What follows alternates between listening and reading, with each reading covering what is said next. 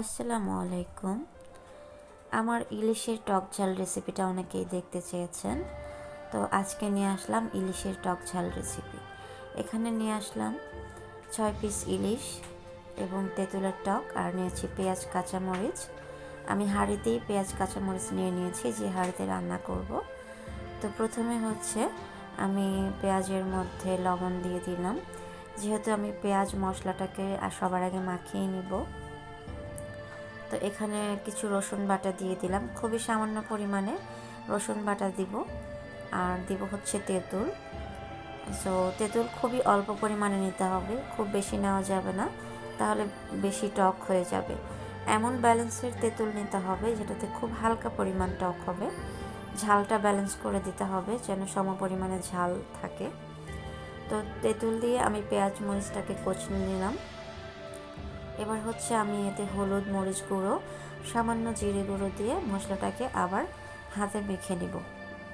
সব কিছু মাখানো হয়ে গেলে আমি এর মধ্যে তেল অ্যাড করব। আপনারা চাইলে সরিষার তেল অ্যাড করতে পারেন, সেক্ষেত্রে রান্নার কোনো স্বাদের চেঞ্জ হবে না। আমি এখানে সয়াবিন তেল অ্যাড করব। তো পরিমাণ মতো সয়াবিন তেল আমি এখানে প্রায় 2.5 টেবিল চামচের মতো সয়াবিন তেল অ্যাড করছি। সব কিছু আগে আমি খুব ভালোভাবে মেখে নিব। মেখে নেওয়ার পরে তারপর আমি মাছটাকে মশলা দিয়ে মাখিয়ে নিব। তো এই মাছটা আমি এখন মাখিয়ে নিব। আর মাছটা আপনারা দেখতে পাচ্ছেন, খুব ফ্রেশ এবং তাজা মাছ। আর এই মাছটা আমার দেশের বাড়ি থেকে আনা। ফ্রিজে রেখেছি আমি। মাছের সিজনে খুব ভালো পরিমাণের কিছু মাছ আমি সংরক্ষণ করি, সারা বছর খেতে পারি এজন্য। তো সেখান থেকে একটা মাছ আমি আজকে রান্না করছি। যাই হোক, মাছটাকে খুব ভালোভাবে আমি সমস্ত তেল মশলার সঙ্গে মিশিয়ে নিলাম।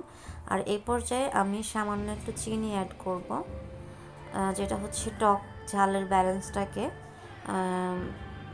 সম পরিমাণ ব্যালেন্স করতে সাহায্য করবে।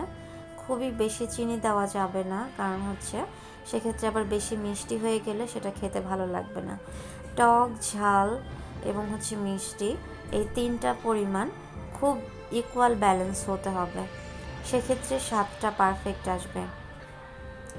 তো সব কিছু মাখানো হয়ে গেলে আমি এখানে পরিমাণ মতো ঝোল অ্যাড করে দিলাম, পানি অ্যাড করলাম।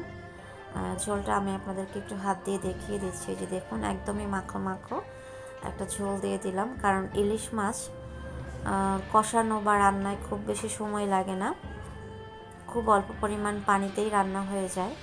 তো আমি চুলায় হাঁড়িটা বসিয়ে দিলাম এবং রান্নায় বসিয়ে দিলাম, চুলায় আগুন দিয়ে দিলাম। খুব বেশি সময় লাগবে না এটা রান্না হতে। তো দেখুন আমার মাছটা প্রায় রান্না হয়ে গেছে এবং রান্না শেষ হয়ে গেছে।